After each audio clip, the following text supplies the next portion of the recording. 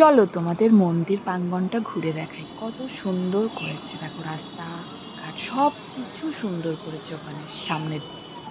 মানে না, এটা মন্দিরের পেছনের দিকে, বুঝলে? আর ওই যে গাছগুলো যেমন কাটিং করে সেরকম গাছের ফাঁকে ফাঁকে লাইট দিয়েছে।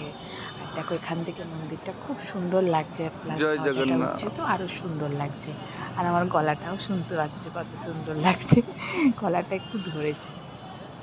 যাই হোক, এই দেখো এইদিকে সোজা বেরিয়ে যাচ্ছে। এখানে তোমরা না মানে আসতে পারো, ঘুরতে পারো, বসতে পারো, খুব সুন্দর করেছে বললাম না। নতুন করে এখনো কাজ অনেক কিছু বাকি আছে, এখনো অনেক কাজ চলছে।